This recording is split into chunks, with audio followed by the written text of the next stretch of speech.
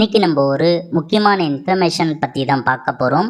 அதாவது தமிழக ரேஷன் அட்டைதாரர்களுக்கு ஒரு முக்கிய அறிவிப்பு வெளியே இருக்குது. இப்போ இதை பற்றின மொத்த இன்ஃபர்மேஷன் தான் இந்த வீடியோ பார்க்க போகிறோம். இந்த வீடியோ ஸ்கிப் பண்ணாமல் ஃபுல்லாக பாருங்கள். அது மட்டும் அல்ல, இந்த வீடியோ நிறைய பேருக்கு ஷேர் பண்ணுங்க. ஓகே, 2/1/2025 அன்றைக்கி தான் தமிழக அரசு இந்த செய்தியை வெளியிட்டிருக்காங்க.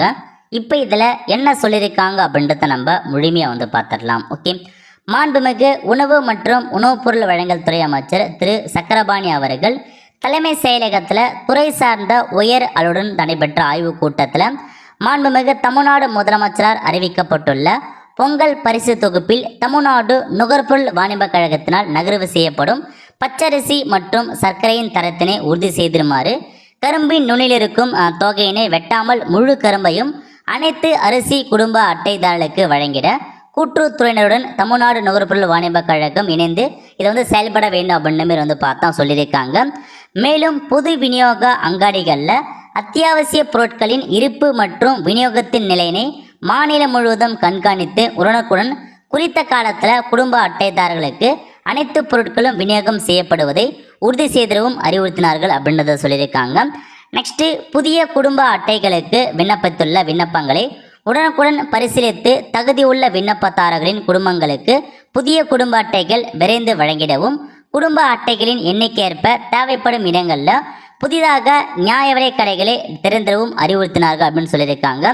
புதிய சேமிப்பு கிடங்குகள் கட்டுவதற்கு தகுதியான நிலங்களை தேர்வு செய்திருமாறு தமிழ்நாடு சேமிப்பு கிடங்கு நிர்வாக இயக்குனர் அவர்களை கேட்டுக்கொண்டார் அப்படின்ட்டு சொல்லியிருக்காங்க.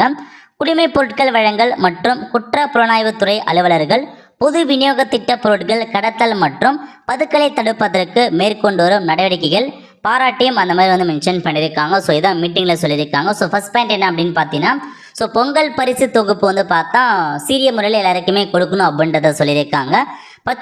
பச்சரிசி மற்றும் சர்க்கரையை பார்த்தீங்கன்னா நுகர்பொருள் வாணிப கழகம் மூலமாக சீக்கிரமாக கொடுங்க அப்படின்றத சொல்லியிருக்காங்க. அது மட்டும் இல்லாமல் முழு கரும்பு அதோட தோல்லாம் உரிக்காமல் அப்படியே கொடுக்கணும் அப்படின்ற மாதிரி மென்ஷன் பண்ணியிருக்காங்க. அதுக்கடுத்து என்ன சொல்லியிருக்காங்க அப்படின்னா, ஸோ உங்களுக்கு புதிய ரேஷன் அட்டைக்கு யார் யாரெல்லாம் அப்ளை பண்ணியிருக்காங்களோ அவங்களுக்கான சீக்கிரமாக அவங்களுடைய அப்ளிகேஷன் அப்ரூவல் கொடுங்க. தகுதியுள்ள நபர்களுக்கு அப்ளிகேஷன் அப்ரூவல் கொடுத்து ரேஷன் கார்டை வழங்குங்க அப்படின்றதையும் சொல்லியிருக்காங்க. அதேமாரி அதிகமாக குடும்ப அட்டை இருக்குது அப்படின்னா சீக்கிரமாக அந்த ரேஷன் கடையை திறந்து அவங்களுக்கான பொருட்களை விநியோகம் செய்யுங்க அப்படின்றதையும் பார்த்தா மென்ஷன் பண்ணியிருக்காங்க. ஸோ இதாங்க உங்களுக்கான இன்ஃபர்மேஷன். ஸோ சீக்கிரமாக எல்லா பொருட்களையுமே வச்சு கொடுங்க அப்படின்றத சொல்லியிருக்காங்க. அது மட்டும் இல்லாமல் பொங்கல் பரிசுக்காக உங்களுக்கு வீடு வீடாக இன்று முதல் ரேஷன் கடைகள் ஊழியர்கள் வீடு வீடாக சென்று உங்களுக்கான டோக்கன் ப்ரொவைட் பண்ணுறாங்க. ஸோ தமிழகம் முழுக்க அதுக்கான ப்ராசஸ் ஸ்டார்ட் பண்ணுறாங்க. கண்டிப்பாக உங்களுக்கும் டோக்கன் வந்திருக்கும்.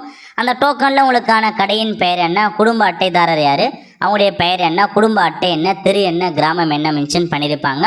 அதேமாரி டோக்கன் நம்பரும் கொடுத்துருப்பாங்க. உங்களுக்கு என்றைக்கு இந்த பொருட்கள் கொடுக்குறாங்களோ அதுக்கான தேதி மற்றும் டைமை மென்ஷன் பண்ணியிருக்காங்க. ஸோ அன்னைக்கு போயிட்டு உங்களுக்கான பொருட்கள் நீங்கள் வாங்கிக்கலாம். ஸோ இதான் ரேஷன் அட்டைதாரர்களுக்கு தமிழக அரசு கொடுத்துருக்க இன்ஃபர்மேஷன்.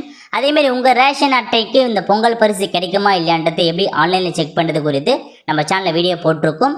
அதுக்கான லிங்க் டிஸ்கிரிப்ஷன் கொடுத்துறேன். அதை பார்த்து உங்களுக்கு பொருட்கள் நீங்கள் கிடைக்குமா இல்லையான்றதை நீங்களே ஆன்லைனில் செக் பண்ணி பார்த்துக்கலாம்.